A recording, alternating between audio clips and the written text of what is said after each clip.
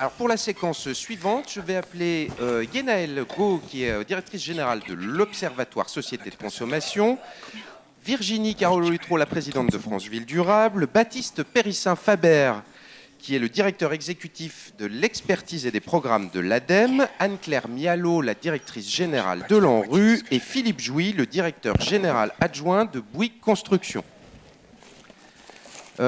Un petit mot d'introduction sur cette séquence. C'est devenu une tradition à Ville Durable en Action. On essaie de commencer la journée par ce que pensent les habitantes et les habitants.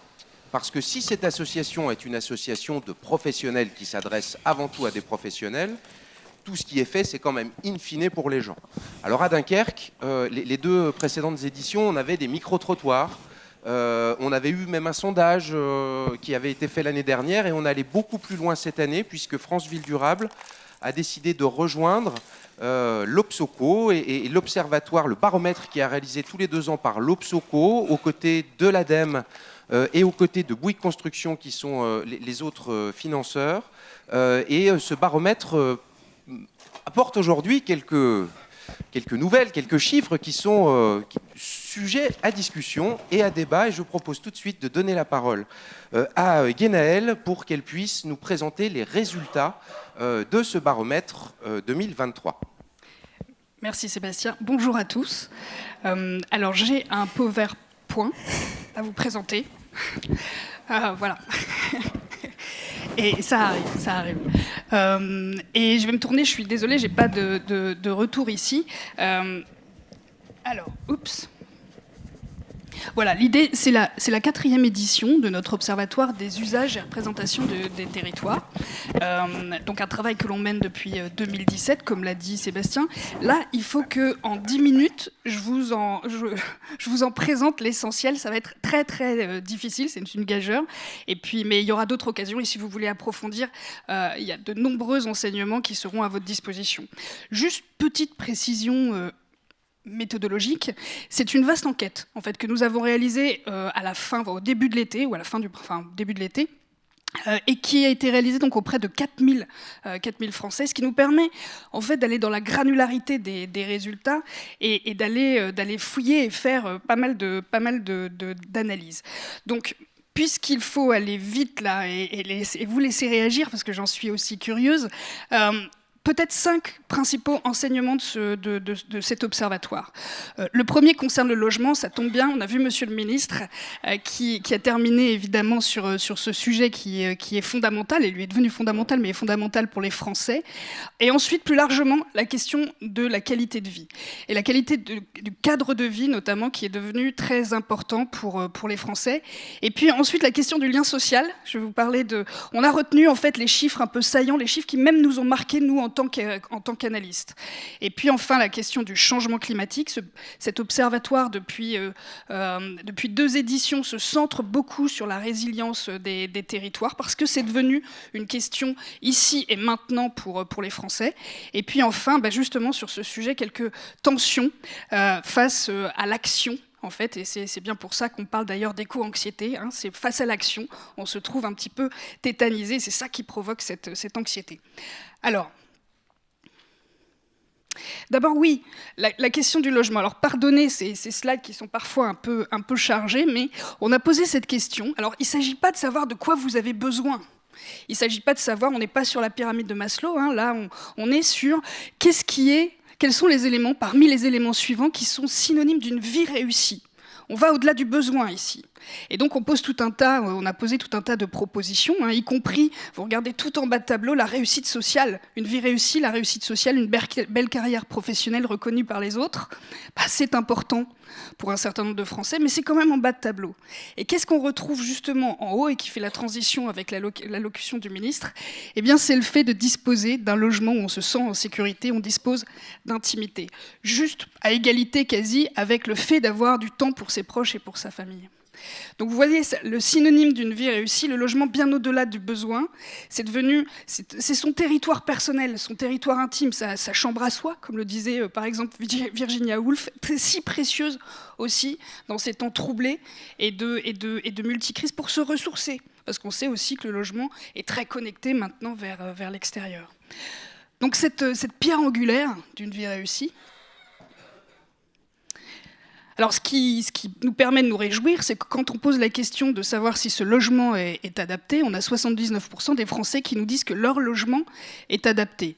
Alors en même temps, difficile si c'est synonyme d'une vie réussie, on a du mal parfois à dire que du coup son logement n'est pas adapté, donc je vous invite plutôt à considérer le tiers des Français qui nous dit tout à fait adapté, très adapté, et en revanche, un Français sur 5 qui nous dit que son logement n'est pas adapté, 6%, c'est un petit pourcentage, mais c'est quand même des centaines de milliers de Français pas adaptés du tout. Donc dans cette situation où, au-delà du besoin, on a cette nécessité, et ça représente quelque chose d'important pour soi, cette question du logement, ce sont des chiffres qui rendent la question du logement particulièrement sensible. Mais je vous le disais, au-delà de la question du logement, il y a la question du cadre de vie. Et c'est vrai qu'avec notre observatoire et à l'Obsoco, on voit cette question du cadre de vie monter en puissance depuis quelques années, renforcée, mais elle existait déjà, mais renforcée, et c'est comme pour le logement, par la crise sanitaire. Et là, on voit que justement, quand on suit cette question, dans l'idéal, si vous en aviez la possibilité, est-ce que vous iriez vivre ailleurs ? On avait en 2017... un Français sur deux, un peu moins d'un Français sur deux, en fait, qui nous disait « Oui, j'aimerais, dans l'idéal, aller vivre ailleurs, et j'aimerais beaucoup, même pour un quart des Français, aller vivre ailleurs. » Mais cette question a pris 7 points depuis 2017, et on augmente, en fait, progressivement. Et ça représente quand même 25 millions de personnes, si on réextrapole les résultats de notre étude, qui potentiellement, idéalement, s'ils le pouvaient, iraient vivre ailleurs. Pourquoi ils iraient vivre ailleurs ? Eh bien, justement, pour changer de cadre de vie. Alors là, je vous livre vraiment des résultats. Faut que vous me croyiez sur parole avec tout le reste des enseignements de l'étude. Hein, c'est vraiment que la face émergée de l'iceberg. Mais pour changer de cadre de vie, il y a des questions de nature, de proximité, etc. Pour changer de logement. Mais regardez, par exemple, pour devenir propriétaire du logement, c'est en 4e position. Donc, c'est vous dire si la question du cadre de vie est monté en puissance, et dans le reste des résultats de l'étude, vous voyez qu'on est prêt à beaucoup pour ça, y compris à transiger avec ce à quoi on n'était pas prêt à transiger il y a quelques années encore, qui était son travail, son lieu de travail. Aujourd'hui, on va privilégier même son cadre de vie, pour beaucoup de Français, à son travail. J'accélère, je sens que... Et justement, quels sont les 3 éléments les plus importants pour son cadre de vie idéal ? Et là, quand vous regardez, c'est pareil, on va y revenir, c'est la question de la nature, la proximité avec la nature. Alors, on parle beaucoup du climat, et c'est légitime, on parle beaucoup de la biodiversité. Eh bien, le scientifique Wilson, qui a le premier posé le terme de biodiversité, a aussi posé un autre terme qui est la biophilie. Et la biophilie, c'est pas... l'envie de nature, c'est le besoin de nature. Et ce qu'on voit progresser de plus en plus aussi à travers cet observatoire et d'autres études, c'est ce besoin de nature, ce besoin de connecter avec la nature. Et c'est ce qu'on retrouve dans ces besoins fondamentaux de recherche d'un cadre de vie plus équilibré. Ensuite, on a évidemment la question de la sécurité, alors qui est multifacette. Et puis la connexion aussi, la question des aménités, la proximité avec les commerces, les services, les gens autour de soi. Alors, 3e chiffre phare de cet observatoire, la question de la sociabilité. Alors, on pourra en débattre, et c'est un de mes grands sujets de prédilection, la différence entre l'individualisation et l'individualisme. Mais ce que l'on voit avec l'individualisation, c'est que justement, cette émancipation des individus de leur appartenance traditionnelle crée un surcroît de besoin de connexion. Un surcroît de besoin de lien social. C'est ce que l'on voit là, avec 72% des Français qui nous disent que c'est important d'échanger régulièrement avec les habitants de leur quartier ou de leur commune. Et puis c'est ce qu'on voit qu'ils font également. Là, vous avez la fréquence des échanges avec différents groupes de personnes. Vous avez aussi, vous voyez que 60% des Français, c'est pas commode de se retourner, pardon, mais 60% des Français s'entraident assez fréquemment avec leurs voisins. Donc parler à ses voisins, c'est aussi quelque chose que l'on fait régulièrement, voire fréquemment, et même avec une certaine forme de diversité. Et vous voyez que ce sont plutôt des chiffres en progression. Alors à ceci près qu'en 2021, on était en sortie de crise sanitaire, en tout cas de moments où justement on en avait été un peu privé. Donc sans doute cette progression reflète également ça, mais en tout cas cette hausse de la sociabilité et surtout, à travers nos études, cette demande de sociabilité également. Et puis, alors un quatrième élément important que l'on suit à travers cet observatoire, c'est cette question de l'environnement, évidemment, du changement climatique qui est monté en puissance. Comme j'ai l'habitude de le dire, la question environnementale, pendant longtemps, c'était une question lointaine, dans le temps et dans l'espace. Et ce qu'on voit, et ce qu'on a vu à travers cet observatoire, c'est comment elle s'est rapprochée, comment elle est devenue une question ici et maintenant. Et là, vous le voyez, en fait, par rapport au changement climatique, en termes d'aléas extrêmes, là où vous habitez, c'est-à-dire c'est pas dans le monde en général, hein, c'est là où vous habitez, il y a 72% des Français qui se disent inquiets. Et on l'a vu progresser, cet indicateur, à mesure des années, avec 1 sur 5 qui est même très inquiet de ces questions de changement climatique, qui autrefois flottaient un peu, mais n'étaient pas ancrées dans le réel. Et justement, ce réel, on a pu l'éprouver. Alors je rappelle juste qu'il y a eu quelques canicules, même depuis le terrain de cette enquête, qui était donc en juin. Quelques épisodes justement climatiques un peu préoccupants, mais on voit qu'à chaque fois, en fait, quand on demande en fait qu'est-ce qui pourrait s'intensifier, on a à peu près tout qui augmente et qui varie en fonction de l'actualité, de ce qui s'est passé l'année en cours. Donc là, on a vu les épisodes de sécheresse, on voit les feux de forêt. L'année dernière, on se souvient de ces feux de forêt qui ont touché aussi des territoires qui ne l'avaient pas été. Donc en fait, on voit ces inquiétudes qui sont aujourd'hui vraiment vécues par les Français et qui nourrissent en fait cette inquiétude. Donc un risque qui en effet est polymorphe. Et la difficulté, c'est ça, c'est se dire est-ce que là où je vis, mon territoire est adapté à ces changements-là. Et comme vous le voyez, les Français sont assez partagés. Et 45% d'entre eux, et c'est plutôt en augmentation d'ailleurs, nous disent que leur territoire n'est pas adapté, par exemple, aux canicules.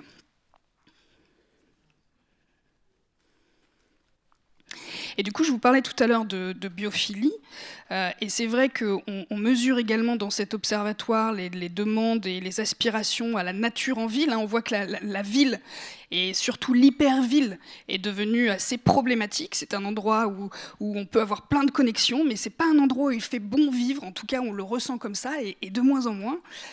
Et l'aspiration à davantage de nature en ville est très forte, vous le voyez, 84% est très important pour 40% des Français de développer cette nature en ville, et notamment parce que justement ça reboucle avec un certain nombre de préoccupations. Alors ce sont des travaux là, on a des choses sur lesquelles on va plus en granularité avec l'ADEME, mais parce que la nature, c'est une façon justement de se protéger de ces canicules, ça apporte de la fraîcheur.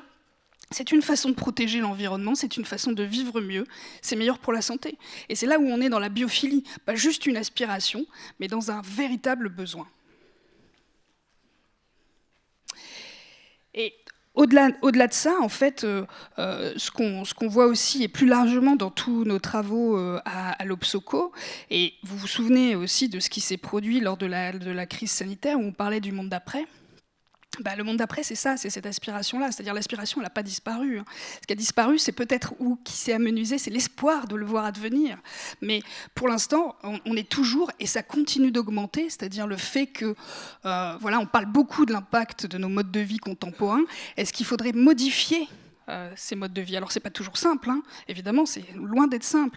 Mais comme vous le voyez, il y a 92% des Français qui nous disent que oui, il faudrait modifier ces modes de vie, 20% qu'il faudrait même une modification radicale de nos modes de vie, 44% des changements importants. Donc là, on voit que c'est toujours très présent, cette aspiration en fait à un monde d'après. Et puis quand on demande, alors je vais juste revenir là pour vous faire un peu de suspense, en fait quand on demande qui devrait agir en priorité, en fait face à ces enjeux qui sont colossaux et face à cette urgence, qui devrait agir en priorité, les Français nous disent, en général, alors, avec toute une liste, il y a un triptyque. L'État, les grandes entreprises et les citoyens, les consommateurs. C'est-à-dire, ils ne s'exonèrent pas du tout eux-mêmes, hein. Ils se mettent, alors que c'est pareil, il y a quelques temps, on avait un peu le syndrome de la goutte d'eau, on se disait c'est tellement vaste que moi, individuellement, que puis-je faire? Ben non, les individus veulent aussi, on parle vraiment de leur mode de vie. Donc d'abord l'État, les grandes entreprises et les individus. Et vous allez voir, en fait, je vais vous juxtaposer dans un même graphique, à la fois qui est le plus efficace pour agir contre le changement climatique, c'est en bleu clair, et qui agit le plus, c'est en bleu foncé. Donc là, vous voyez, je vous retrouvais l'État en premier pour être le plus efficace, les citoyens et les grandes entreprises. Et qui agit le plus? Alors déjà, j'attire votre attention sur 18% personne.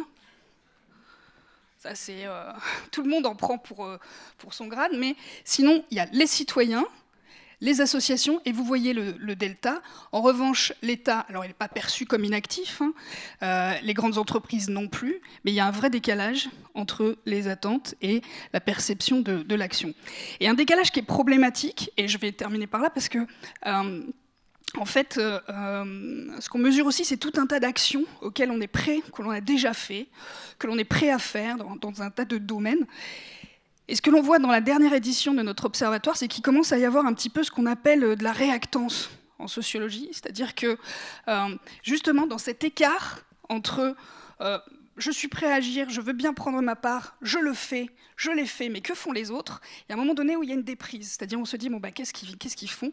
Ça ne va pas reposer que sur moi. Et c'est tout le débat sur justement les petits gestes face à cette urgence et cette thématique-là, et des citoyens ou des consommateurs qui se disent, bah, pourquoi moi tout seul, en fait, et qui commencent à même en prendre une forme de frustration et voire de ressentiment. Alors que, comme je vous le disais, ah ben non, la dernière slide, ce sera pour un peu plus tard, mais ils sont tout à fait prêts à agir, ils sont tout à fait prêts à prendre leur part. Donc voilà, je vous ai fait au pas de course, je m'en excuse, mais c'est pour mieux vous laisser y réagir, et je l'espère commenter et poursuivre ces enseignements. Merci beaucoup, Guénel.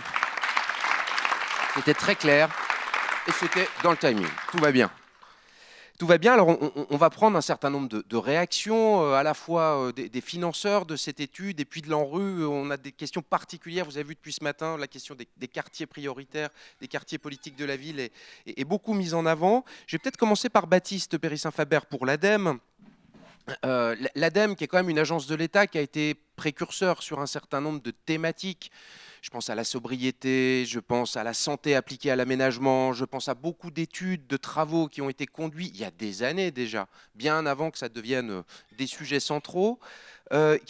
Pour une agence comme l'ADEME, pour une organisation étatique comme l'ADEME, quel est à la fois pourquoi soutenir la réalisation d'un tel observatoire tous les 2 ans, et puis quels sont pour vos propres orientations, vos propres politiques, les enseignements qui sont tirés de cette campagne 2023?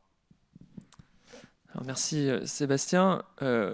Comme tu l'as dit, à l'ADEME, ça fait quelques années qu'on travaille sur la sobriété. Alors on le faisait à bas bruit il y a quelques années, et depuis 1 an, c'est vraiment dans le débat public, on peut en parler plus en profondeur.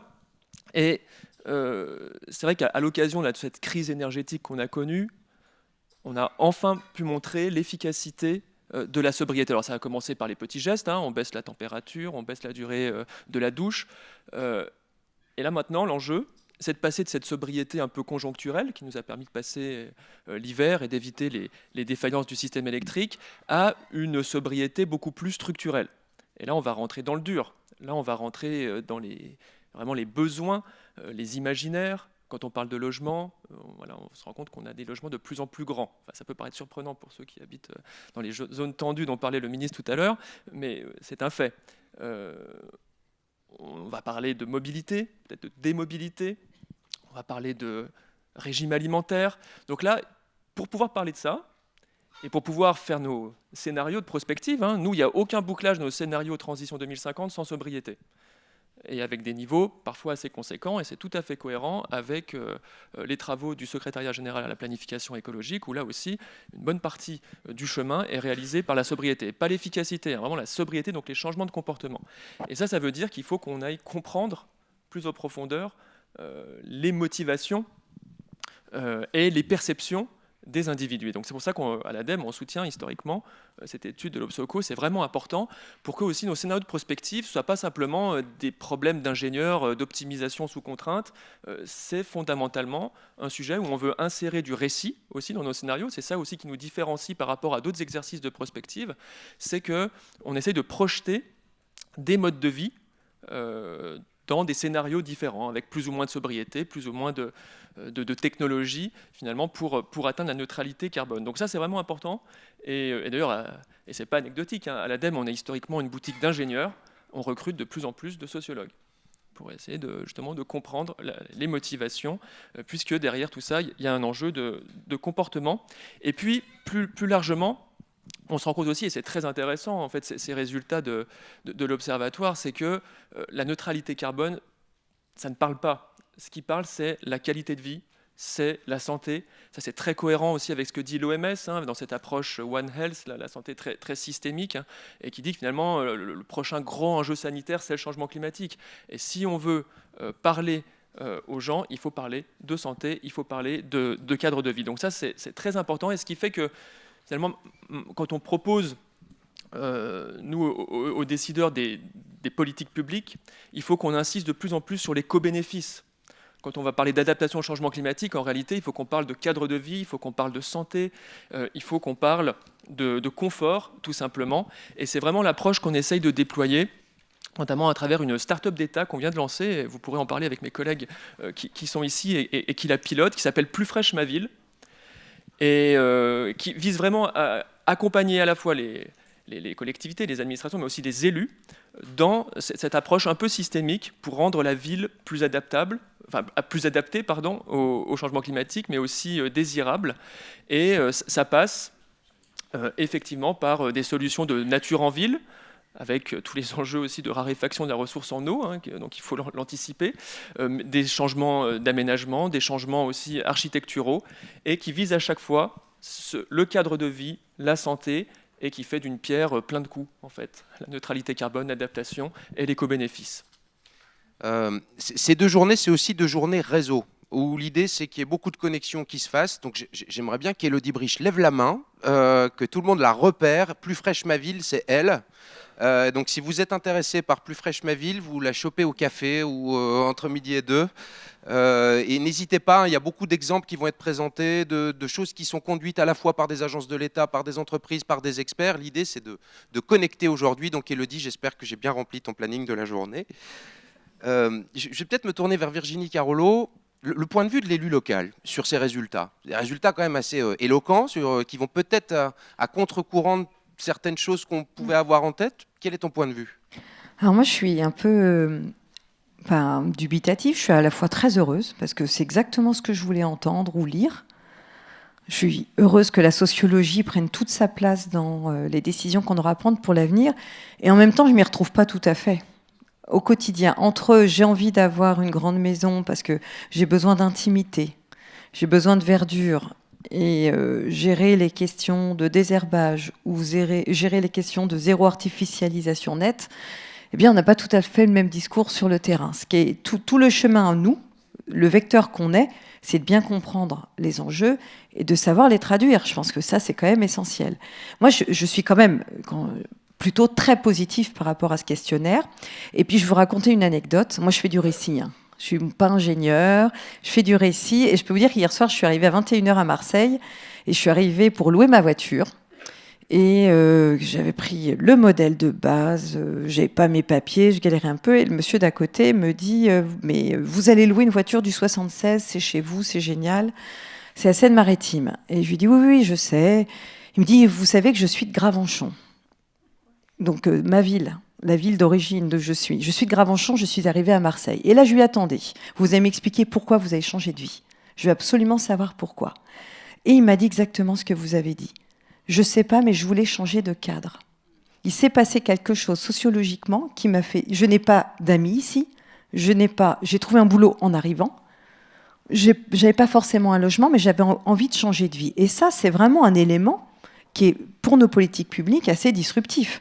C'est-à-dire qu'on a toujours mis en place des stratégies d'attractivité des territoires, basé sur l'emploi, basé sur le cocon familial, et on se retrouve avec des personnes qui vont nous faire exploser nos modèles. Moi, ça me donne une réflexion, c'est qu'il y a autant de modèles que de territoires en France.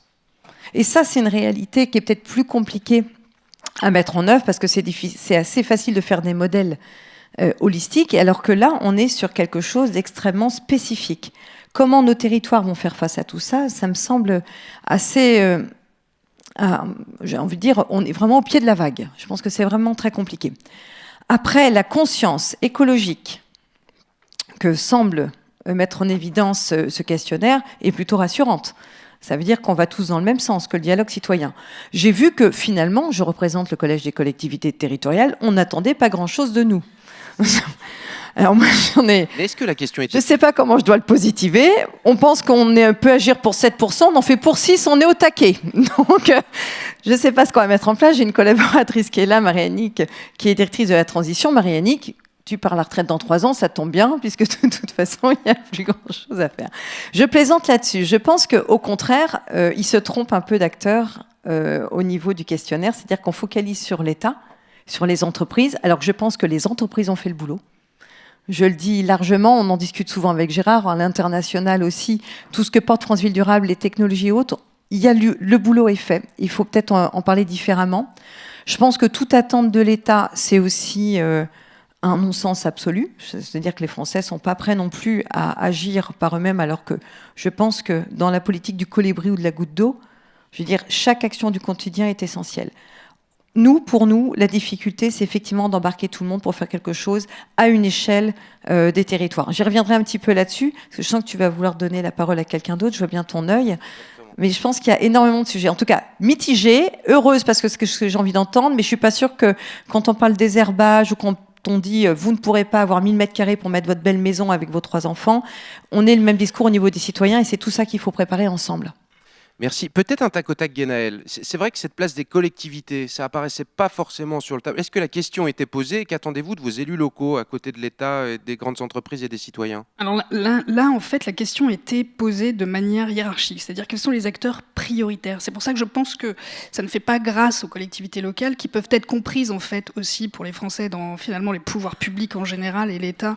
Et je pense que quand on fouille un peu, en fait, ce qu'on voit, c'est que il y a l'État pour réguler, les entreprises pour innover ou agir sur l'architecture des choix, et justement le colibri, les citoyens pour quand même prendre leur part. Donc on voit ça. Mais c'est vrai que la question, je vous le concède, ne fait pas grâce aux collectivités. Mais si on la posait différemment, c'est-à-dire pour chacun des acteurs suivants, est-ce que vous pensez qu'ils ont un rôle à jouer? Là, je suis sûre que ça vous honorerait davantage. et à juste raison, parce que je pense que justement ce qui vient, et ce qu'on voit aussi dans cet observatoire, c'est que ce qui vient du bas, ce qui vient de ce qu'il y a de plus proche de chez eux, de ce à quoi ils peuvent s'articuler pour eux-mêmes agir et propulser leurs actions, c'est quelque chose de tout à fait, c'est un levier tout à fait efficace. Alors les entreprises, on parle beaucoup des entreprises depuis tout à l'heure. Philippe Bouygues, Bouygues Construction est un soutien historique de cet observatoire. Alors Bouygues, une entreprise du CAC 40, première question, pourquoi financer une telle étude? Et puis, depuis le début, et je reposerai la question aussi à Baptiste tout à l'heure, sur la question de alors que fait l'État, que font les entreprises, pourquoi, qu'en pensez-vous, où en est-on?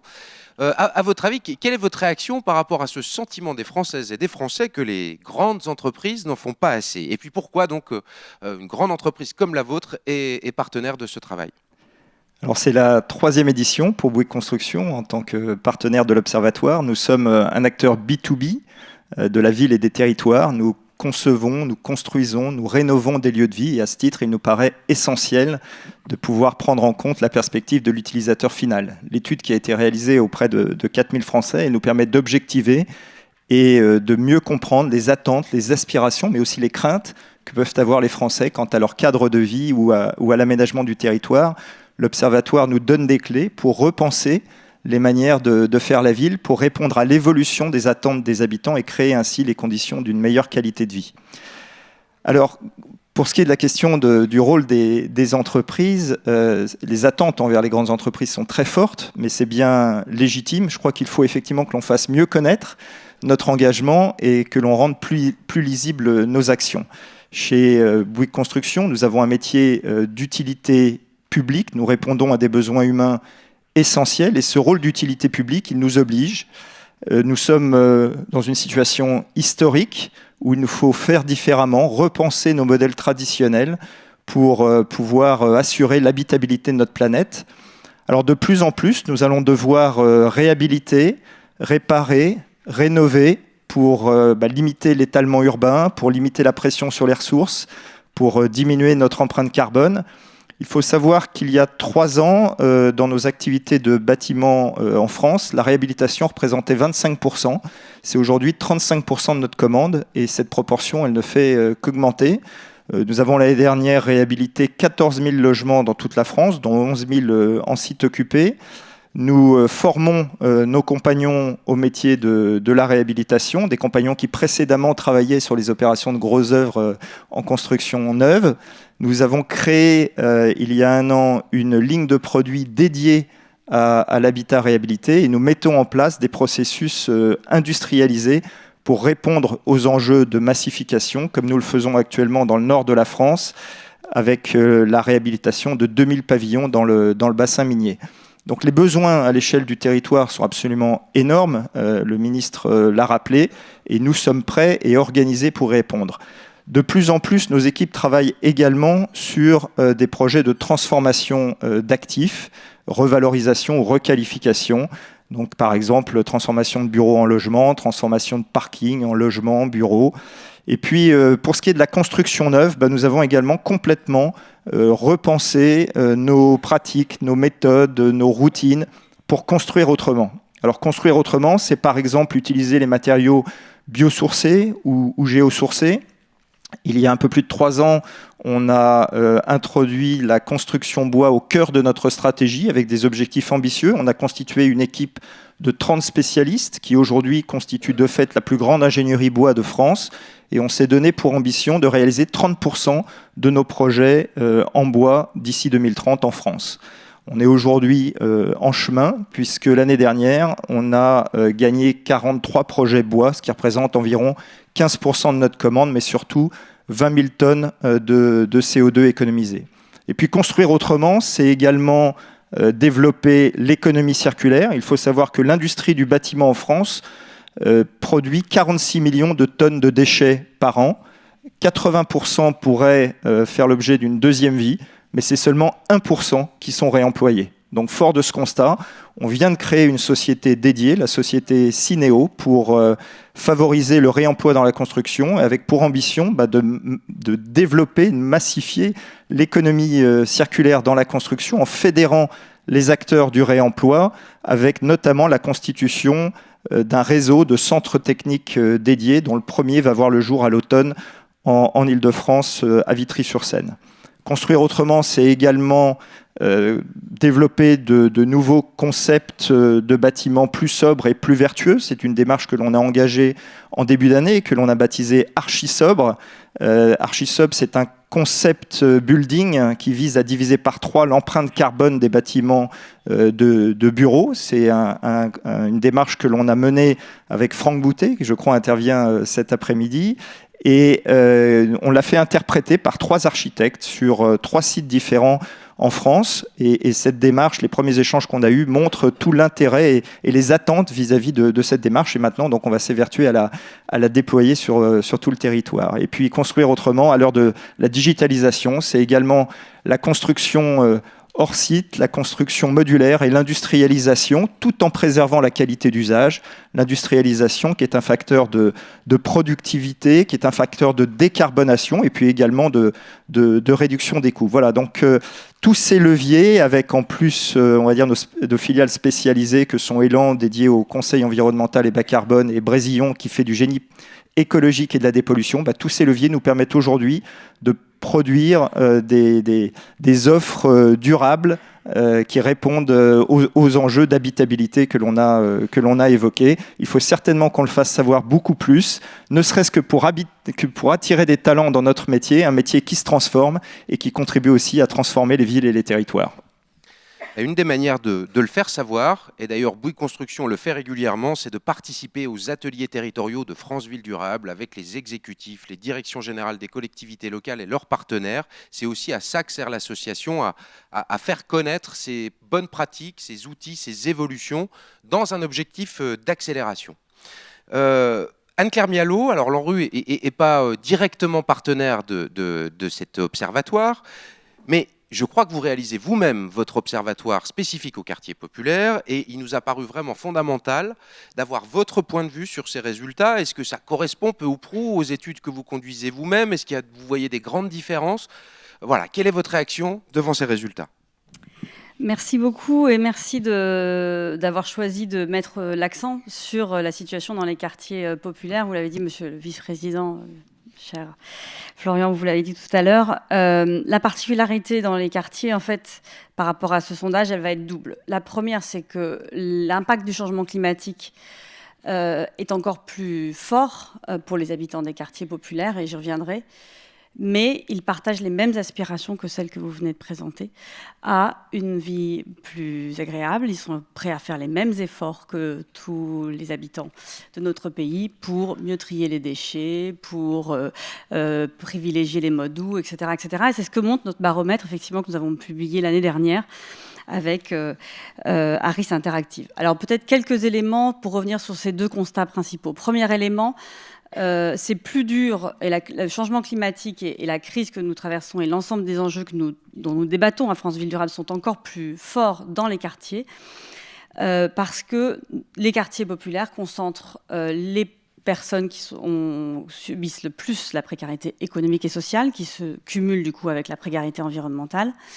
Et les quartiers politiques de la ville, et notamment ceux dans lesquels l'ANRU intervient, sont les quartiers qui concentrent les dysfonctionnements urbains et qui souvent ont comme corollaire aussi des dysfonctionnements environnementaux. Quelques chiffres. Le taux de pauvreté dans les quartiers politiques de la ville est 3 fois supérieur que dans la moyenne française. 42% des habitants des quartiers politiques de la ville sont sous le seuil de pauvreté. Avec un taux de chômage également beaucoup plus significatif. Vous parliez de la santé, tout à l'heure, à la fois toi Sébastien et toi Baptiste. Dans les quartiers politiques de la ville, on est souvent dans une situation de désert médical. Alors certes, on la trouve aussi dans les territoires très ruraux. Il ne faut bien évidemment pas opposer l'un à l'autre. Mais compte tenu de la concentration de population précaire dans les quartiers, on a des taux de prévalence de maladies chroniques beaucoup plus forts dans les quartiers. Je vous donne 2 chiffres, 7 points de plus pour le diabète et 6 points de plus pour l'asthme pour les habitants des quartiers politiques de la ville par rapport au reste des habitants France entière. Dernier élément de comparaison pour parler de territoire avant de venir sur les résultats de notre baromètre plus spécifiquement. On a réalisé une étude, on a croisé l'étude de l'ADEME sur les points noirs du bruit et la cartographie des quartiers politiques de la ville. Le résultat, il est assez clair, il ne va pas vous étonner. 22% de la population des QPV en Ile-de-France est concernée par un point noir environnemental, au-delà même des points noirs du bruit, contre 12% hors QPV. Donc là, les résultats, et c'est le travail aussi que nous faisons de manière assez renforcée entre l'ADEME et l'ANRU notamment, c'est de pouvoir croiser cette analyse environnementale et cette analyse urbaine et de la précarité sociale. Et on voit bien la concentration dans un certain nombre de territoires, et notamment dans les quartiers politiques de la ville, et plus spécifiquement dans les quartiers en renouvellement urbain, de ces difficultés environnementales, et donc un sujet particulier par rapport aux enjeux du changement climatique. Et c'est sur ce point que nous avions souhaité mettre l'accent dans notre baromètre sur les Français et la vie dans les quartiers. Nous avions souhaité mettre un peu l'accent sur cette question de savoir comment les habitants des quartiers politiques de la ville vivaient les grands changements que nous connaissons, que ce soit l'augmentation du prix de l'énergie, les événements caniculaires, etc. Et on se situait, notre sondage a été fait en septembre de l'année dernière, donc septembre 2022, à la suite de la très forte canicule de l'été 2022. On retrouve des aspirations qui sont assez proches de celles que vous avez pointées dans votre observatoire. 94% des habitants des QPV souhaitent une amélioration de la qualité de leur logement et souhaitent vivre dans un environnement plus confortable. Dans les éléments qui nous ont particulièrement marqués et qui sont intéressants parce qu'ils marquent une différence entre les attentes des habitants des quartiers politiques de la ville et les habitants France entière. Sur la question du confort thermique, 62% des habitants des QPV disent qu'ils ont froid l'hiver, contre 35% sur l'ensemble de la France. 70% ont souffert de la chaleur l'été, pendant l'été caniculaire de l'année dernière, contre 56% France entière. L'écart de pourcentage, c'est ce qui est signifiant aussi pour nous, pour montrer la prévalence de ces enjeux dans les quartiers politiques de la ville. Je pourrais vous citer de la même façon la question des îlots de chaleur dans les quartiers politiques de la ville, qui souvent sont des quartiers de grands ensembles, qui ont été urbanisés dans les post-années 50-60. Ce sont des quartiers qui souvent sont très artificialisés et où les îlots de chaleur sont particulièrement significatifs. Et souvent, je le dis, désolé pour ceux qui m'ont déjà entendu le dire, mais les habitants des quartiers populaires partent moins en vacances que les autres. Et donc, pendant les épisodes de canicule, subissent beaucoup plus que les autres les conséquences de ces épisodes caniculaires. Et donc ces quelques chiffres, je pourrais vous en donner beaucoup d'autres, mais notre baromètre est disponible sur le site de l'ANRU et vous pourrez le retrouver en détail, mais montre bien cette préoccupation qui est la nôtre, de la façon dont on peut agir collectivement pour prendre en compte cette spécificité de l'impact du changement climatique dans les quartiers politiques de la ville, qui est beaucoup plus dur compte tenu des enjeux économiques et sociaux que traverse cette population, mais aussi des dysfonctionnements urbains de ces quartiers. Encore une fois, rappelez-vous, tous les quartiers de grands ensembles ont été construits au bord des autoroutes, sous les voies de chemin de fer, à côté d'un certain nombre de sites particulièrement bruyants. Et pour les Marseillais qui sont dans la salle, je n'ai pas besoin de vous décrire la localisation des différents quartiers sur lesquels nous intervenons à l'ANRU dans la ville de Marseille et leur localisation.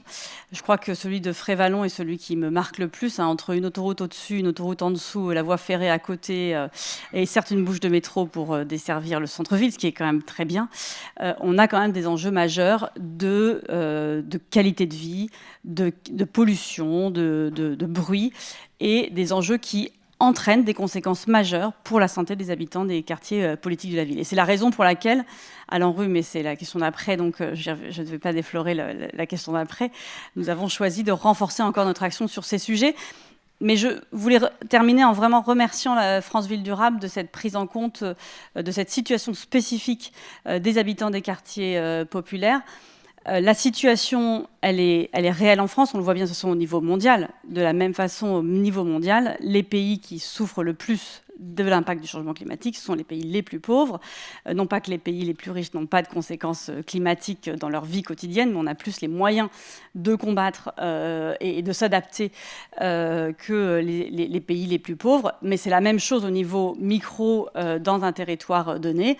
Les quartiers politiques de la ville et les habitants des quartiers politiques de la ville sont les plus touchés par ces grands changements. Mais ce que nous montre ce baromètre, et c'est ça qui est intéressant, c'est qu'ils sont prêts à agir, conscients de la nécessité de changer aussi, d'adapter leur comportement, prêts à, pour le coup, en termes de pourcentage, tout aussi prêts que tous les Français à trier leurs déchets, tout aussi prêts que les autres, que tous les Français à prendre les transports en commun, avec un enjeu qui, finalement, les pousse peut-être encore plus fort vers ces enjeux, notamment de sobriété, c'est que, étant donné qu'ils n'ont pas les moyens, la sobriété est quelque chose qui est aussi parfois ancré dans leur mode de vie, compte tenu de leurs questions financières quotidiennes. Et c'est là que, pour paraphraser le ministre qui le dit souvent, la fin du mois les problématiques de fin du mois et de fin du monde, voilà, se réunissent, je ne retrouvais plus les mots, merci Baptiste de m'aider, se réunissent parce que dans les quartiers politiques de la ville, finalement, les deux sont une priorité du quotidien pour les habitants. Et c'est bien pour ça que je vous remercie de nouveau de mettre cette question à l'agenda de nos débats à France Ville Durable. Merci beaucoup Anne-Claire. C'est vrai qu'on a beaucoup travaillé sur la sobriété à France Ville Durable et rappelons, comme vient de le faire Anne-Claire Mialot, que la sobriété, ça concerne d'abord les plus riches d'entre nous et certainement pas les plus modestes. Il suffit de regarder le rapport entre émissions de gaz à effet de serre et capacité de financement ou pouvoir d'achat et les chiffres sont assez éloquents en la matière. Alors Baptiste, là, on sait que l'ANRU mène une action depuis des années, voire décennies dans les quartiers. On a parlé de l'ADEME qui a été précurseur sur tout un tas de sujets, mais on pourrait citer un grand nombre des autres agences et opérateurs de l'État qui sont membres de notre association, comme le CEREMA, comme l'ANA, comme la Banque des Territoires, qui sont quand même à l'action au quotidien. Alors peut-être une réaction sur cet avis des Françaises et des Français que l'État n'en ferait pas assez ? Alors, un peu rude, hein, mais... Moi, ce qui me frappe, et notamment dans cet observatoire, et c'est tout à fait cohérent avec d'autres baromètres qu'on peut publier à l'ADEME et qu'on suit, parce qu'on suit vraiment la perception des Français vis-à-vis des changements climatiques, ce qui me frappe, c'est une forme un peu de dissonance, quand même, entre, je dirais, les intentions, ce que les gens sont prêts à faire, et les actions réelles réalisées par les personnes interrogées. Donc là, il y a une forme de dissonance, soit parce que les gens ne savent pas par où commencer, soit parce qu'ils se disent à quoi bon. Et c'est vrai que finalement, quand on a parlé de ces petits gestes, là, si on pousse les curseurs au maximum de tous ces petits gestes, la température, la durée de la douche, moins de viande, un peu moins d'avion, en gros, on va faire un quart du chemin. On fait 25%. Tout le reste, c'est un sujet d'infrastructure, un sujet de forme des villes, un sujet d'énergie. Et là, ça, c'est à la main de l'État, des entreprises, des collectivités, parce que les collectivités ont quand même leur rôle à jouer. Et en plus, il y a une forme de paradoxe aussi, c'est que soit dans la perception des gens, l'État n'en fait pas assez, mais quand il en fait beaucoup, alors il en fait trop. On a le ZAN, évidemment. Le ZAN, c'est sans doute la mesure qui, en ordre 1, a le plus d'impact environnemental. Mais vraiment. Les ZFE, on voit bien tous les problèmes, la réglementation sur la rénovation. Donc voilà, il y a aussi ce paradoxe sur quand on en fait trop, c'est plus que pas assez. Hein. Et donc pour les 75%, là, le gros des infras, là il va falloir de la planification. Il va falloir mettre des ressources en face, et donc on attend les annonces de cet après-midi à ce sujet. Et dans les prochaines semaines et les prochains mois, ce qui arrive, c'est vraiment la territorialisation de la planification, et c'est là où les collectivités vont avoir un énorme rôle à jouer, puisqu'en réalité, c'est quand même bien elles qui ont les compétences, et aussi des moyens financiers, sans doute. Ça, on pourra en reparler, mais il y a sans doute des marges de manœuvre aussi, aux côtés des moyens financiers qui vont être mis par l'État. Merci Baptiste. Guénaël, tu voulais réagir ? Oui, je voulais juste réagir parce que c'est vrai qu'on est souvent interpellé sur cet écart entre les aspirations et les comportements. En fait, nous, à l'Obsoco, on a l'habitude de dire, voilà, d'un côté, il y a effectivement les aspirations, les imaginaires, et puis de l'autre côté, il y a les contraintes. Et c'est au milieu, à l'équilibre ou au déséquilibre, que se créent les comportements, en fait. Et c'est vrai qu'il y a un écart. C'est vrai que souvent, j'entends, alors c'est pas du tout votre cas, mais c'est vrai que j'entends souvent cet écart utilisé presque pour s'exonérer d'agir de la part des acteurs. Souvent. Là, c'est pas le cas. Et ça retient... Ça m'irrite un peu parce que je vois les Français, en fait, j'ai les ai sous les yeux tout le temps, c'est mon travail, et je vois comment ils sont justement dans ces injonctions parfois difficiles à mener, ces injonctions qui sont contradictoires pour eux, parce que du côté des contraintes, il y a bien sûr les contraintes financières. Si on veut rénover son logement, c'est pas facile. Si on veut s'acheter un véhicule électrique, c'est extrêmement cher. Donc il y a les contraintes financières, et puis il y a les contraintes de l'architecture de l'offre, c'est-à-dire parfois on attend justement des infrastructures, on attend je vous dis pas par exemple comme on travaille beaucoup sur la mobilité, les gens qui sont dans le périurbain ou le rural aimeraient bien, et avec le vélo électrique ça leur serait possible aujourd'hui, faire du vélo, mais ils nous disent tout de suite, regardez les routes, les départementales, je vais mourir. Donc là il y a une question d'infrastructure, et puis il y a une question et on en parlait au tout début, de récit. C'est-à-dire que, et c'est pour ça que la première des questions sur c'est quoi une vie réussie, on trouve le logement, était assez surprenante pour le coup, parce que les signes extérieurs d'une vie réussie, ils sont en train un peu progressivement de changer, en fait. Mais une vie réussie jusqu'à présent, c'était quand même accumuler le maximum de biens. C'était justement cette grande maison, cette grosse voiture, voire plusieurs grosses voitures. C'était ça, une vie réussie. Donc il y a aussi, on voit des aspirations et des imaginaires qui sont en train de changer, mais il reste des normes sociales qui pèsent lourdement sur les individus et qui font qu'on en est tous responsables et pas seulement leur renvoyer le problème.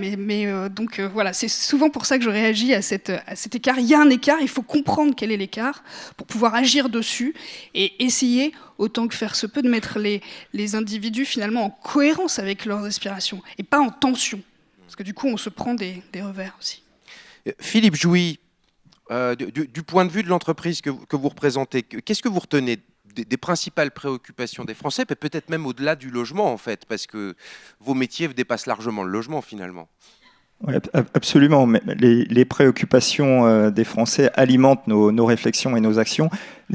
Sur le logement, qui est quand même l'enjeu majeur qui préoccupe les Français, et je suis convaincu que c'est l'un de nos plus grands défis pour les années à venir, parce que c'est un facteur de sécurité pour les habitants, mais c'est aussi un facteur de cohésion sociale.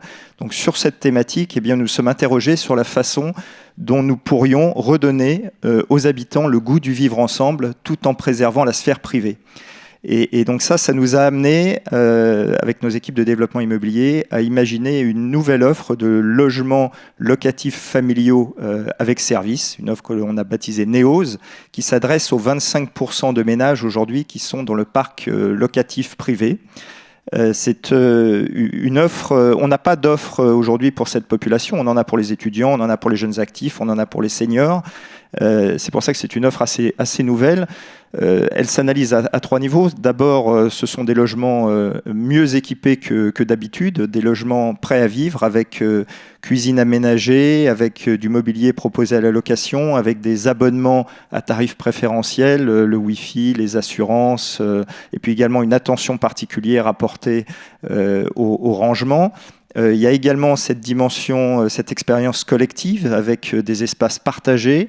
Ça peut être une salle de sport, ça peut être un espace de coworking, ça peut être une terrasse commune.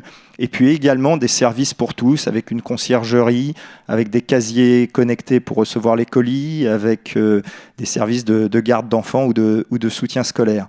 Donc c'est une offre que l'on a développée en intégrant de nouvelles compétences au sein de l'entreprise, notamment l'anthropologie, pour mener justement des groupes de discussion avec de futurs utilisateurs potentiels. Et c'est également quelque chose qui doit pouvoir répondre aux besoins des collectivités, de garder les familles dans un contexte de parc immobilier qui est cher, qui est souvent vétuste et avec des performances environnementales qui sont quand même souvent insuffisantes. Donc on a déployé nos premiers programmes cette année, on sera très attentif au retour des habitants. Alors au-delà du logement, vous posiez la question, c'est forcément la question du cadre de vie, du lien social, du lien avec la nature et le besoin de se sentir en sécurité. Donc toutes ces préoccupations, elles alimentent nos réflexions. Aujourd'hui, récemment, on s'est posé la question de la manière dont on pouvait repenser nos manières de faire la ville en intégrant la perspective et le prisme de l'enfance. Il faut savoir que dans l'OCDE, les pays de l'OCDE, dans les années 80% des enfants de 5 à 6 ans allaient à l'école à pied. Aujourd'hui, ils ne sont plus que 8%.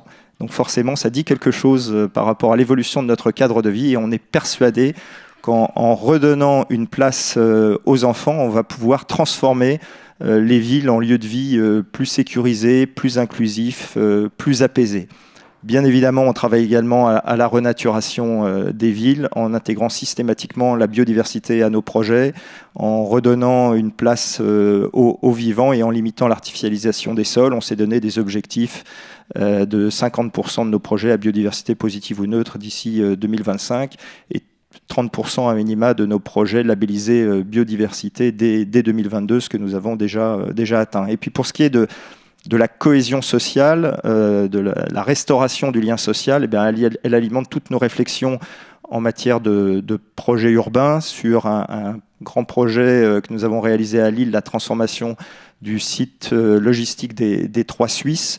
On a grâce à la préfiguration urbaine, on a imaginé une maison du projet avant même le démarrage des travaux, avec un estaminet, une ressourcerie, avec des services associatifs pour les habitants.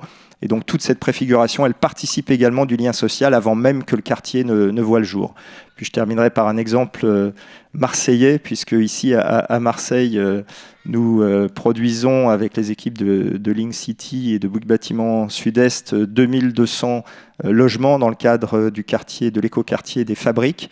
C'est un quartier mixte, c'est un exemple de ce que nous voulons en termes de production de logements désirables, durables, abordables, tout en favorisant également le lien social. Et pour revenir au logement, sur ce quartier, les logements ont été conçus pour répondre aux enjeux climatiques du territoire, avec une boucle de thalassothermie qui permet de réduire la température des logements durant les fortes chaleurs et de s'adapter donc au climat de cette belle cité phocéenne. Merci beaucoup. Une information, France Ville Durable a visité le site de la Maillerie dans une... qu'on pourra appeler ça une expédition apprenante peut-être, et on souhaite développer ça. Donc si vous avez des opérations, des sites, des réalisations exemplaires à faire découvrir aux 4 collèges qui constituent France Ville Durable, n'hésitez pas. On est très preneurs de ce genre de visites sur le terrain qui permettent la rencontre avec les opérateurs, avec les élus locaux, avec parfois les habitants quand ils sont déjà là, et ça nourrit beaucoup les travaux de l'association. Virginie Carolo, peut-être on s'achemine vers la fin. J'aurai encore une question à Anne-Claire Mialot.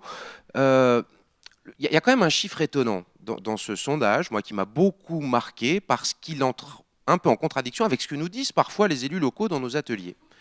92% des habitantes et des habitants sont prêts à changer leur comportement. C'était comme ça qu'était posée la question. Or, en général, quand on fait nos ateliers avec les élus, et je pense que c'est du vécu de terrain, donc c'est pour ça qu'on aimerait bien t'entendre sur ce sujet, quand les élus ont eu l'électrochoc, la formation qui permet de dire, bon, finalement, ce qu'on nous avait prédit jusque-là, c'est pas tout à fait ça, comme ça que ça va se passer, il y a des enjeux, il n'y a pas que le carbone, etc., etc. La première action, en général, c'est quand même souvent, mais les habitants de mon territoire ne seront jamais prêts ni à entendre ça, ni à changer aussi radicalement qu'il le faudrait.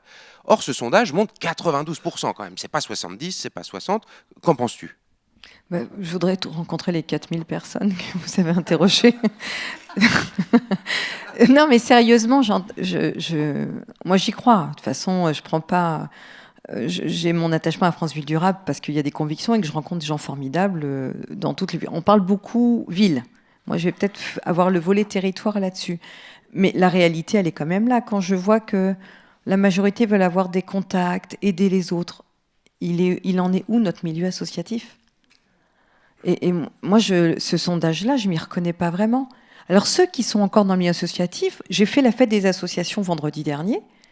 Et puis, je me suis rendu compte, tiens, j'ai 100 associations et puis j'ai que 100 ou 120 personnes. C'est normal. Ils sont présidents de 3 assos, avec leurs frères, leurs sœurs, leurs enfants.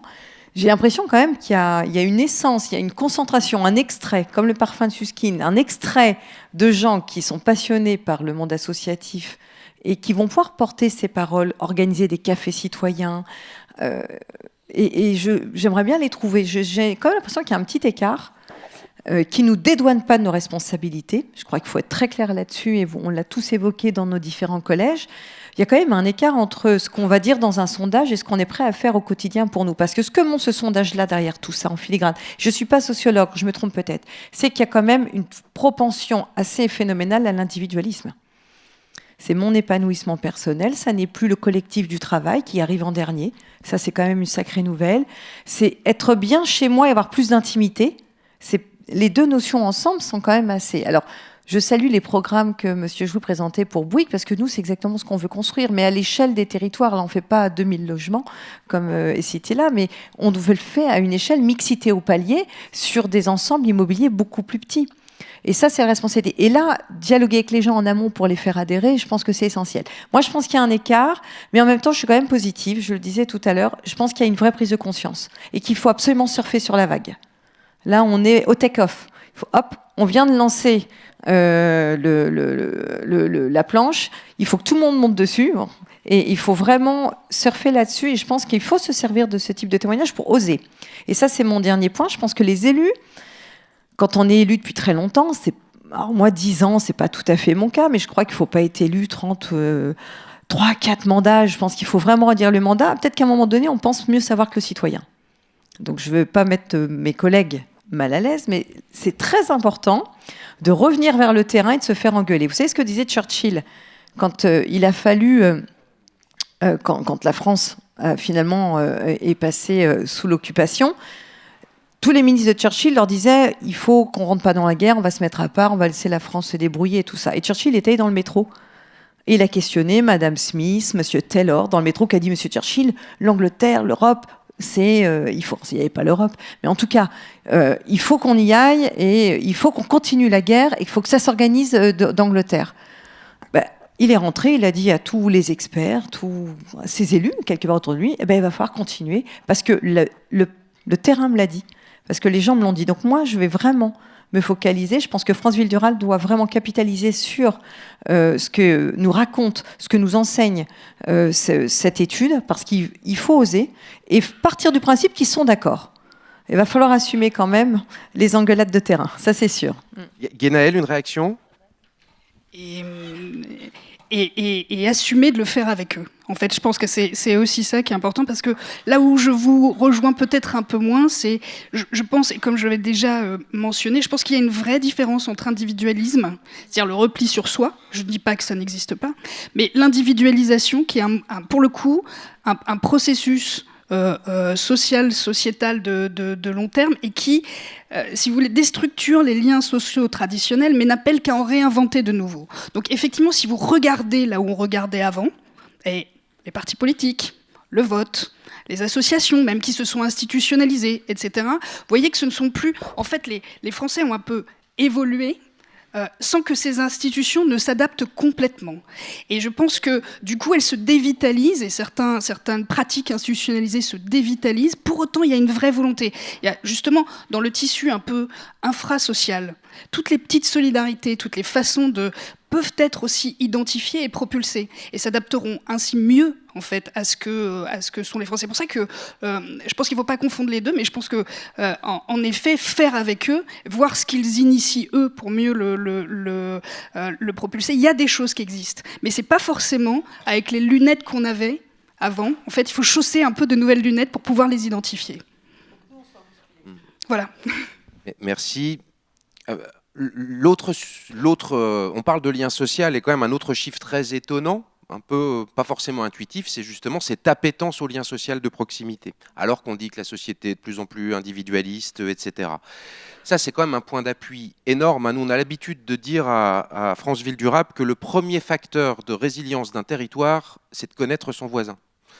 Avant les infrastructures, en gros, quand il reste plus rien, parce que les infrastructures sont débordées, les pouvoirs publics aussi, il reste la solidarité entre les habitants. Mais pour ça, il faut ce lien social de proximité comme finalement premier vecteur de résilience. Ça m'a rappelé une visite qu'on a faite ensemble, Anne-Claire, dans le quartier résilient de Rotterdam, qui est le quartier le plus pauvre, dans lequel la vision holistique et systémique de la résilience avait été déployée avec comme premier sujet le lien social.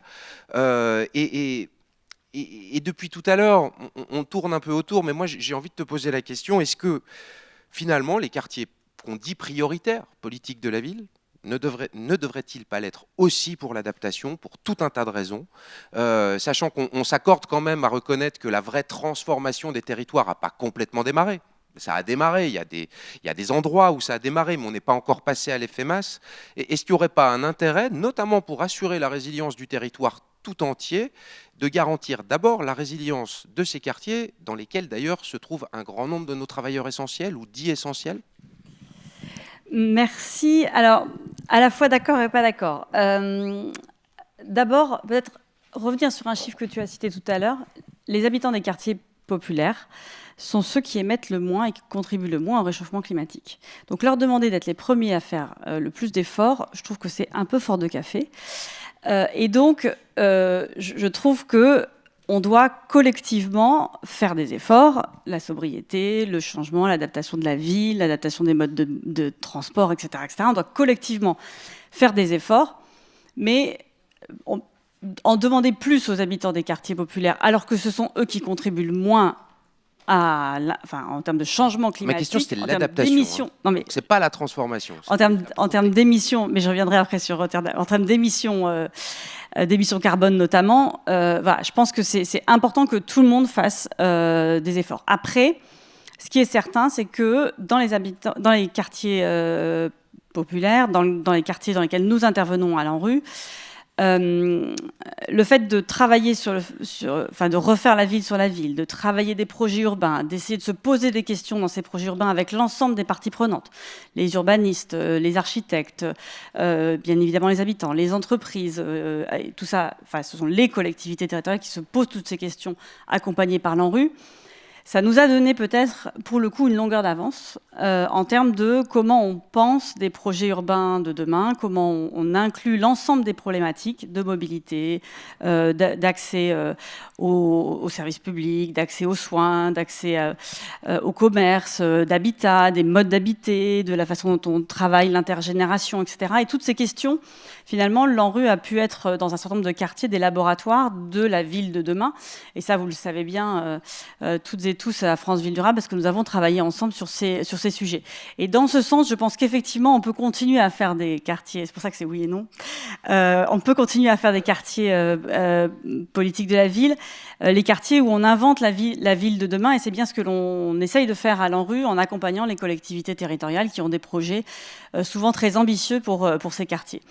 Et c'est bien la logique que nous avons souhaité impulser avec la démarche Quartier Résilient, pour laquelle la visite à Rotterdam, qui a été particulièrement intéressante, je vous invite à aller voir ce projet, nous a inspiré. Quartier Résilient, c'est finalement, c'est deux choses. C'est se poser des questions ensemble pour essayer de remettre peut-être en question des idées reçues que nous avons sur des projets urbains, c'est-à-dire le principe même de la démarche Quartier Résilient, c'est d'abord de se poser des questions sur les projets que nous sommes en train de mettre en place aujourd'hui et de déployer dans le cadre du renouvellement urbain, et se poser des questions sur la façon dont on peut mieux gérer, anticiper et s'adapter aux crises, qu'elles soient climatiques, sanitaires, sociales, économiques. Mais c'est aussi faire ensemble. Et c'était vraiment la logique que nous avions souhaité avec Quartier Résilient. Et je remercie l'ensemble des partenaires, bien sûr France Ville Durable, l'ADEME qui sont ici, mais tous les partenaires qui sont avec l'ANRU dans cette démarche. France 2030, l'ANA, l'ANCT, les agences de l'eau, le CEREMA, j'en oublie bien évidemment. Et notre idée, c'était de se dire qu'il fallait, pour faire face à ce défi et se poser toutes ces bonnes questions, essayer de se réunir ensemble et de faire en sorte que l'ensemble des acteurs de l'État qui travaillent sur ce sujet, des acteurs associatifs avec lesquels nous sommes partenaires, on puisse réfléchir ensemble et apporter aussi une boîte à outils aux collectivités territoriales qui portent les projets et qui les mettent en œuvre après avec les habitants. Et c'est bien toute la logique de Quartier Résilience qui nous a, dans ce sens, Rotterdam nous a beaucoup inspiré, c'est d'essayer de se poser des questions et se réinterroger collectivement, parce que nous sommes en train de livrer des projets et nous en livrerons pendant 10 ans encore, et si dans 10 ans nous livrons des projets qui sont obsolètes, je pense qu'on s'en mordra tous les doigts, et je pense que c'est des questions qu'on se pose tous et toutes quand on dirige des institutions d'État ou des entreprises. C'est ce que l'on fait aujourd'hui, est-ce que dans 10 ans ce sera encore valable, et cette question de base, je pense qu'il faut qu'on se la pose tous les jours, dans tous les projets que nous mettons en œuvre, et en s'autorisant aussi peut-être à remettre en question un certain nombre d'idées reçues, ou en tous les cas de préceptes que nous avons. Mais surtout, on arrivera à gagner cette bataille qui est immense que si on le fait ensemble, avec les habitants bien sûr, d'où le lien social dont tu parles, mais aussi l'ensemble des institutions. Et par rapport au sondage qui mettait des priorités, je pense que tous les acteurs qui sont cités sont essentiels. Effectivement, je trouvais que les collectivités locales étaient bien bas, et je pense que les collectivités locales ont beaucoup plus à faire que 8% dans le chemin à faire. Mais bien sûr, les institutions d'État, en tous les cas, l'ANRU, pour celles que je représente, seront présentes. Et les citoyens sont prêts, qu'ils habitent dans les quartiers populaires ou dans toute la France. Et je pense que notre responsabilité, c'est d'être au rendez-vous de leurs attentes, qui sont immenses face à ces défis. Merci beaucoup. On a encore quelques minutes pour prendre des questions à nos intervenantes ou nos intervenants.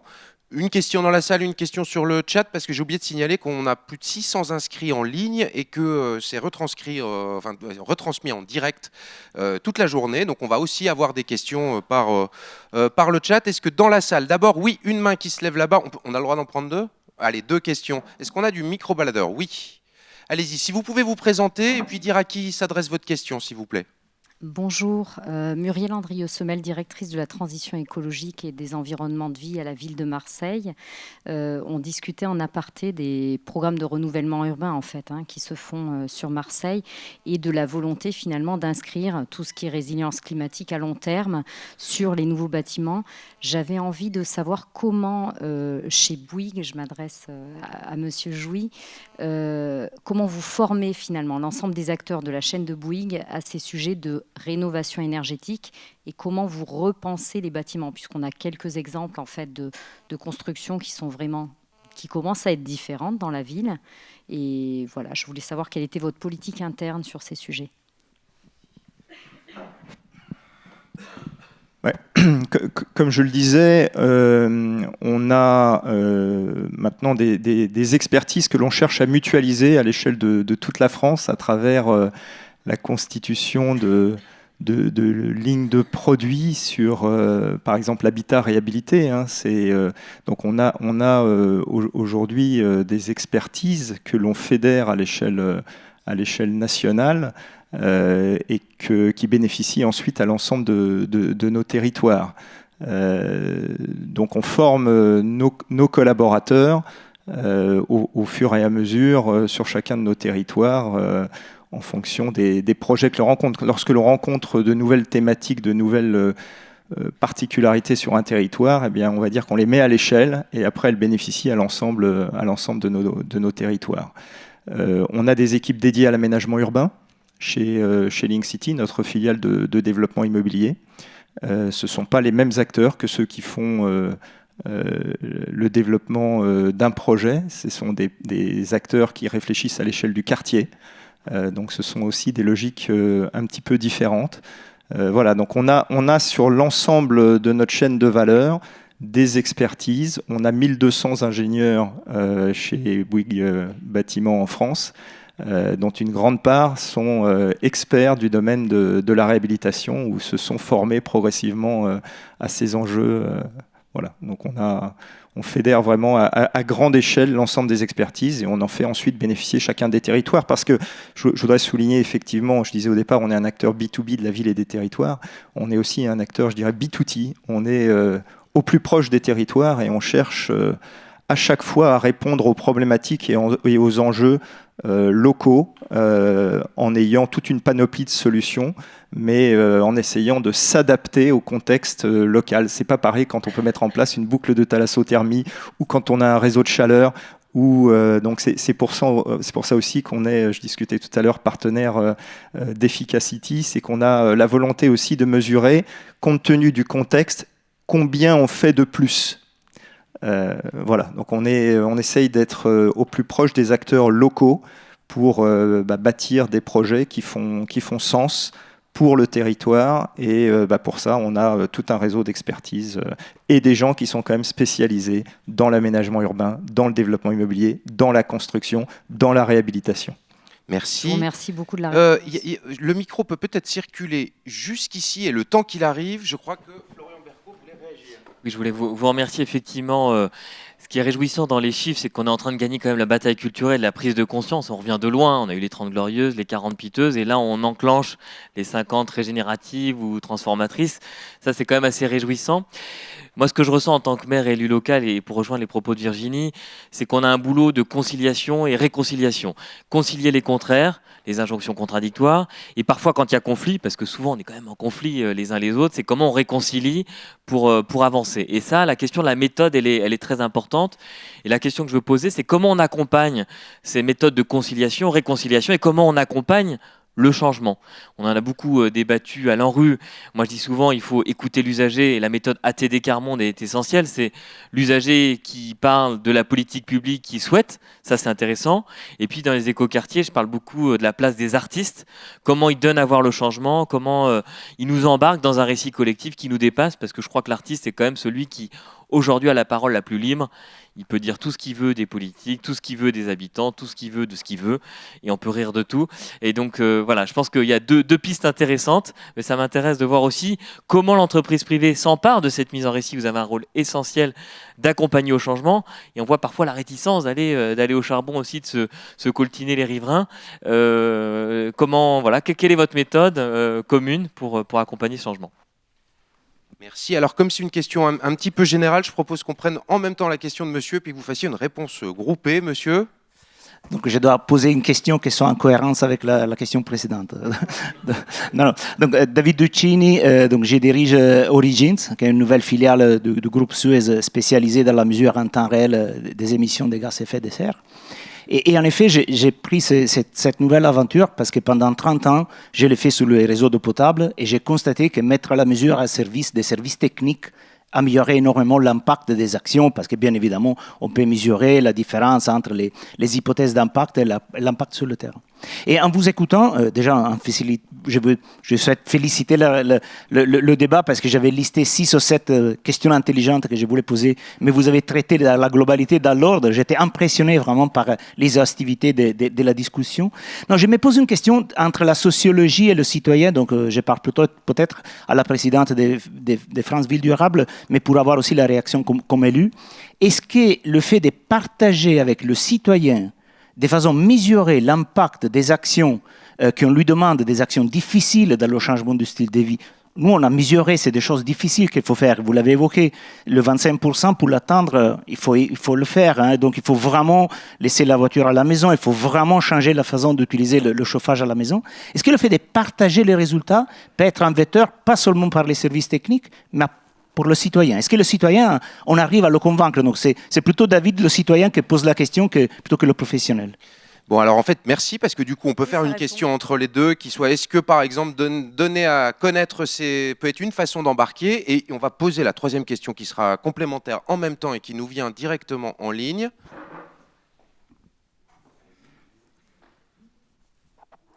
Cet écart entre État et collectivités locales peut-il s'expliquer par une présence médiatique différente ou par une culture étatique forte ou une méconnaissance du rôle des collectivités locales et des EPCI ?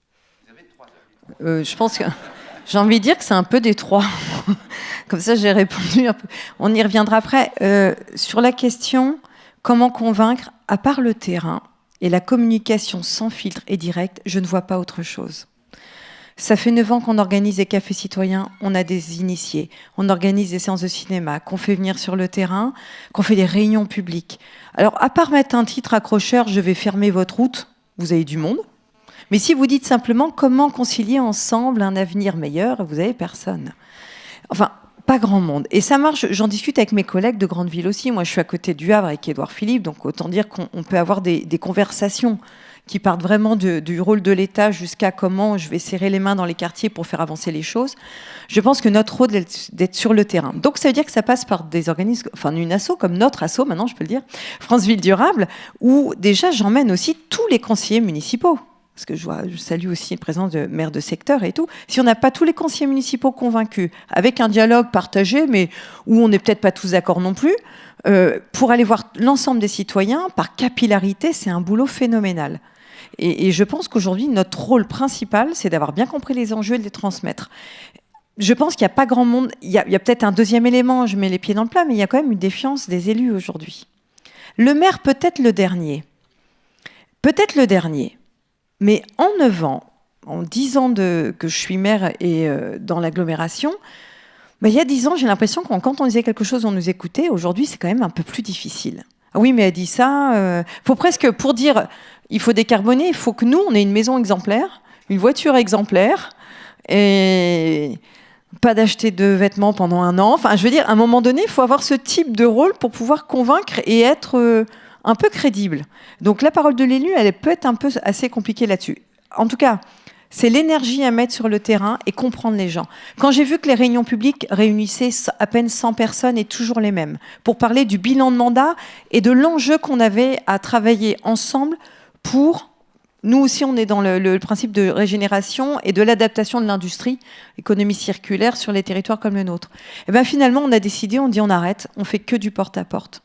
Donc en fait, on fait du porte-à-porte tout au long du mandat. Je ne sais pas si c'est une méthode qu'on peut faire partout. Je suppose qu'il y a une résonance à Marseille, parce que je vois bien dans votre volonté d'aller dialoguer directement avec les citoyens. Il n'y a que le porte-à-porte, donc il faut être bien quand même capé au niveau technique, parce que nous, élus, on est un peu là, on peut être chirurgien, dentiste, coiffeur, ou on est juste passionné par la citoyenneté et l'envie de transmettre. Donc déjà, il faut être bien formé par une organisation comme France Vie Durable et aller sur le terrain et lever les manches et comprendre et peut-être adapter aussi nos politiques tout le temps grâce au terrain. Je pense que c'est la seule solution. Et merci aux organismes comme Origine qui nous donnent un petit peu de matière aussi pour pouvoir chiffrer et rendre les choses complètement concrètes. Je pense que c'est vraiment pour moi l'essence même, c'est le terrain et pas le serrage de main à la compète de pétanque. Et encore que, à la compète de pétanque, vous avez forcément quelqu'un qui va vous dire « Oui, mais moi, j'ai eu un tel qui a voulu mettre des panneaux solaires sur le toit, je comprends pas, ça coûte moins cher. » Et là, on lui dit « Il y a l'espace info-énergie. » Le terrain, c'est notre rôle principal, bien comprendre le terrain. Merci. Guénel, tu voulais réagir ? Oui, mais je pense qu'en tout cas, nous, quand on rencontre les citoyens, c'est ce qu'ils nous disent aussi. C'est-à-dire que les pratiques qui consistaient à les faire venir à vous pour leur parler d'un truc et leur expliquer un truc, ça va de moins en moins marcher. Hein. Enfin, ça peut plus fonctionner.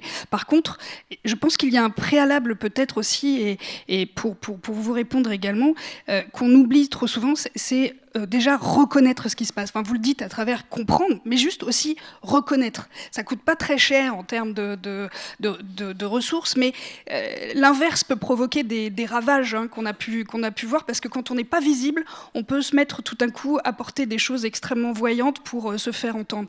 Et il y a un enjeu de reconnaissance dont on a besoin, et de reconnaissance des pratiques. Hein, l'ADEME a travaillé là-dessus aussi, sur la reconnaissance de pratiques de sobriété qui ne sont pas forcément justement dans un récit aspirationnel, mais qui peuvent l'être si on les reconnaît. Et en fait, je pense que cette étape de reconnaissance, vous savez, la crise de la représentation, c'est aussi une crise de représentation de qui on est nous-mêmes, en fait, collectivement. C'est pas juste une question c'est comment est-ce qu'on se représente qui on est collectivement. Et là, reconnaître, en fait, que ces différences aussi, qui sont pas des oppositions, ces aspirations, qui sont pas des clivages. Il me semble que c'est extrêmement important. Un préalable, en fait, à aussi ce que vous dites, mais qui est complètement compatible, au contraire, avec le fait d'aller sur le terrain. Alors Judith Ferrando, dans la table ronde d'après et demain, nous parlera beaucoup de cette question à la fois du récit comme façon d'embarquer les habitants. Je pense qu'on va essayer d'en parler juste après. Tu voulais dire encore un mot de conclusion ? Peut-être de conclusion, et puis répondre à la question qui a été mise sur le chat. État-collectivité. État-collectivité, c'est vrai qu'il y a une vraie volonté de décentralisation pour créer des modèles spécifiques. En fait, on est à l'ère du sur-mesure. Donc on a besoin d'un État planificateur, un peu l'ancienne DATAR, c'est ce qu'on disait tout à l'heure, qui vraiment garantit l'équilibre sur les territoires et des outils puissants, des outils rodés, des outils puissants. Mais après, on a besoin d'une responsabilité. Et nous, je pense, collectivité territoriale, on est prêt à prendre cette responsabilité des coûts aussi. Hors de question de se cacher derrière l'État aussi. Quand Patrice Vergrit nous met au défi d'être autorité organisatrice de l'habitat, mais pas sur 3 compétences, sur l'ensemble de la chaîne de l'habitat, c'est-à-dire qu'on va prendre des coups. Parce qu'on va dire non, parce qu'on va renoncer, parce qu'on va choisir, parce qu'on va devoir peut-être demain traiter l'hébergement, peut-être pas dans un premier temps, parce que là, c'est un enjeu national. J'écoutais les chiffres que Perrine donnait sur Marseille, c'est assez édifiant. Mais je crois qu'il faut qu'on soit prêt à prendre des coups et aller au front. Et puis le français, je conclurai par là, si vous me le permettez, il est quand même pas facile hein, à traire. Hein. J'ai les mêmes personnes qui critiquent un aménagement paysager où on déconstruit, et on végétalise des cours d'école. Merci Sébastien, super idée, j'arrête pas de me faire engueuler. C'est quand même lui qui nous a mis ça en tête. Et là, on dit sur un quartier historique des années 30, on va tout végétaliser, la fonctionnalité du végétal. Vous aurez plus qu'un trottoir, vous aurez des nous. Il y aura plus de problème de désherbage, il y aura que de l'herbe. Donc déjà, ça, je peux vous dire que les mêmes qui viennent en mairie râler, prévenir la presse parce que c'est pas normal, moi j'ai 50 cm d'herbe devant mon terrain, quand l'opération est terminée, parce qu'on a tenu bon, parce qu'on a eu les entreprises à nos côtés, parce que l'État est venu nous aider à financer et qui voient le résultat, c'est les mêmes qui nous félicitent. Alors ça donne de l'espoir, c'est-à-dire que on peut un peu à un moment donné montrer les gros bras pour pouvoir avancer. Il faut savoir qu'à un moment donné, grâce à ce sondage-là, je suis persuadée qu'à la fin, on sera tous autour de la table, on dire on a eu raison de le faire. Mais le français n'est pas facile à traire quand même sur ces sujets-là. Merci d'applaudir nos intervenantes et intervenants. à vous. Merci beaucoup.